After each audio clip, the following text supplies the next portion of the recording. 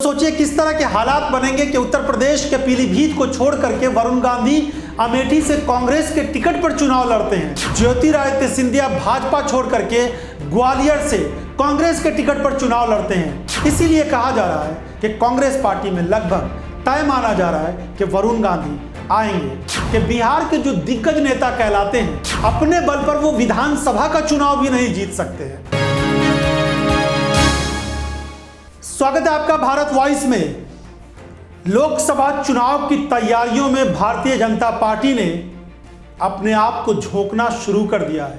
प्रधानमंत्री नरेंद्र मोदी तीसरी बार पीएम बनने का सपना भी देख रहे हैं और इसके लिए उन्होंने पार्टी के तमाम नेताओं और कार्यकर्ताओं को कहा है कि अभी से ही वो चुनाव की इस मुहिम में लग जाए। उत्तर प्रदेश इस चुनाव में बहुत बड़ी भूमिका निभाने वाला है। यूपी से ही होकर दिल्ली की सत्ता अगर जाती है तो जाहिर है इन 80 लोकसभा सीटों पर सबकी नजर होती है और भाजपा को यह उम्मीद है कि इस समय तो राज्य में उसकी सरकार है, योगी आदित्यनाथ जैसे नेता वहां पर सीएम है, तो उत्तर प्रदेश से उसको ज्यादा से ज्यादा सीटें आ सकती है। उत्तर प्रदेश की 80 लोकसभा सीटों में से 2019 के चुनाव में 63 सीटें भाजपा को मिली थी। इस समय भाजपा उससे भी बड़ा टारगेट रख रही है। कहा जा रहा है कि बहुत सारे बीजेपी के सांसदों का टिकट कट जाएगा। तो क्या वरुण गांधी जो पीलीभीत से सांसद हैं उनका भी टिकट कटेगा और सुल्तानपुर से जो मेनका गांधी हैं यानी वरुण गांधी की मां हैं उनका भी टिकट कट जाएगा? अगर भाजपा ऐसा विचार कर रही है तो उसके पीछे की एक बड़ी वजह यह है कि वरुण गांधी ने बगावती तेवर अपना रखे हैं। वरुण गांधी बीजेपी के किसी छोटे नेताओं के खिलाफ नहीं, सीधे प्रधानमंत्री मोदी की नीतियों के खिलाफ बोल रहे हैं। वरुण गांधी बता रहे हैं कि इस समय की जो सरकार चल रही है उससे देश को बड़ा नुकसान हो रहा है। तो मौजूदा हालात से यह अंदाजा लग गया है कि वरुण गांधी लोकसभा 2024 का जो चुनाव होगा वो भाजपा के साथ नहीं लड़ेंगे। तो क्या वो कांग्रेस के साथ लड़ेंगे? इसके बावजूद कि राहुल गांधी का वो बयान आ चुका है कि वरुण गांधी से विचारधारा नहीं मेल खाती, कहा जा रहा है कि वरुण अंत में कांग्रेस के ही टिकट पर चुनाव लड़ेंगे, क्योंकि कांग्रेस पार्टी की मजबूरी भी है कि वरुण जैसा कोई बड़ा चेहरा उत्तर प्रदेश में उसके पास नहीं है। और अगर वरुण गांधी आते हैं तो एक अलग तरह का माहौल लोकसभा चुनाव के समय में बन जाएगा और भाजपा को टक्कर देने के लिए बहुत बड़ी भूमिका वरुण गांधी भी निभा सकते हैं। अगर उत्तर प्रदेश में आधी सीटें भी कांग्रेस जीत जाती है तो सोचिए क्या हालात होंगे, या फिर आधी से ज्यादा सीटें कांग्रेस पार्टी समाजवादी पार्टी मिलकर जीत लेती है तो फिर बीजेपी का सत्ता में आना लगभग मुश्किल बल्कि नामुमकिन सा हो जाएगा। क्योंकि बिहार में जिस तरह के हालात बन रहे हैं उसमें बीजेपी लगभग पूरी सीटें जीत गई थी 2019 के चुनाव में, लेकिन इस समय नीतीश कुमार ने जो जातीय समीकरण बिहार में बना दिया है उससे बीजेपी पार किसी भी हालत में नहीं पाने वाली है। अलग बात है कि बीजेपी कोशिश कर रही है कि नीतीश कुमार की सरकार को कमजोर किया जाए। उपेंद्र कुशवाहा जैसे नेता या कुछ और नेता आने वाले दिनों में उभर कर सामने आएंगे। नीतीश कुमार हो सकता है कुछ कमजोर भी पड़े, हो सकता है यह भी हो जाए कि राष्ट्रीय जनता दल के साथ गठबंधन पर भी बहुत सारे सवाल उठने लगे। लेकिन इन सब के बावजूद भी भाजपा 2024 के पहले कोई बड़ा करामात करने नहीं जा रही है बिहार में।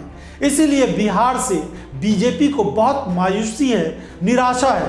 निराशा इस बात को लेकर के भी है कि बिहार के जो दिग्गज नेता कहलाते हैं, गिरिराज सिंह हो, अश्विनी चौबे हो या इस तरह के बहुत सारे बड़बोले नेता, उनके बारे में ये कहा जाता है कि अपने बल पर वो विधानसभा का चुनाव भी नहीं जीत सकते हैं। तो लोकसभा चुनाव तो दूर की बात है, बहुत सारे नेता मोदी लहर में जीत गए जो कोई छोटा चुनाव भी नहीं जीत सकते थे। इसीलिए मोदी के भरोसे 2024 का चुनाव एक बार फिर से जीतने के लिए बीजेपी के नेता उतावले बने हैं और कोशिश में है कि किसी भी तरीके से मोदी की छवि कमजोर ना हो। उनकी छवि कमजोर हुई तो इनका हारना लगभग तय माना जाएगा।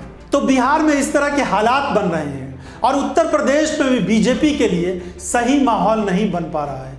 एक और बात सामने आ रही है कि यूपी में योगी आदित्यनाथ का जो अपना खेमा है वो केंद्रीय नेतृत्व से टकराव की हालत बन रही है।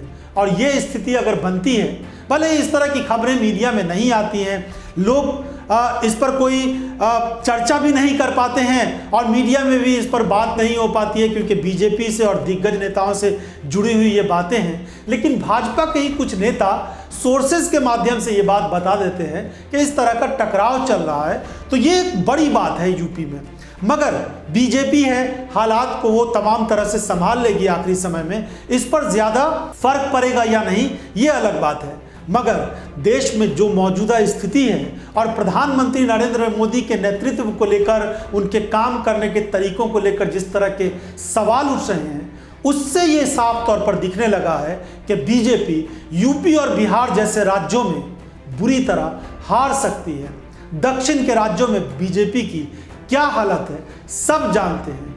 ऐसी स्थिति में कांग्रेस पार्टी अगर मजबूती के साथ चुनाव लड़ती है, वरुण गांधी जैसे नेताओं को उत्तर प्रदेश में, बिहार में कुछ और नेताओं को और अलग अलग राज्यों में जो बीजेपी में भी कुछ लोग चले गए उन लोगों को लाने की कोशिशें करती है, मध्य प्रदेश में ज्योतिरादित्य सिंधिया अगर वापस आ जाते हैं तो सोचिए किस तरह के हालात बनेंगे कि उत्तर प्रदेश के पीलीभीत को छोड़ करके वरुण गांधी अमेठी से कांग्रेस के टिकट पर चुनाव लड़ते हैं, ज्योतिरादित्य सिंधिया भाजपा छोड़ करके ग्वालियर से कांग्रेस के टिकट पर चुनाव लड़ते हैं। और ऐसे ही कई दिग्गज नेता जो इस समय भाजपा में हैं, वो भाजपा छोड़ करके जहां उनको ऐसा लगता है कि वो घुटन महसूस कर रहे हैं, उनको सम्मान नहीं मिल पा रहा है, वो बीजेपी छोड़कर अगर कांग्रेस में आते हैं तो लोकसभा चुनाव में सोचिए किस तरह की तस्वीरें बनेंगी। इसीलिए कहा जा रहा है कि कांग्रेस पार्टी में लगभग तय माना जा रहा है कि वरुण गांधी आएंगे। अब देखते हैं इस पर आने वाले दिनों में किस तरह की खबरें आती हैं और कांग्रेस पार्टी क्या फैसला लेती है, क्योंकि ये तो कांग्रेस पर ही निर्भर करता है। इस पूरे एपिसोड को देखने के लिए आपका बहुत बहुत धन्यवाद।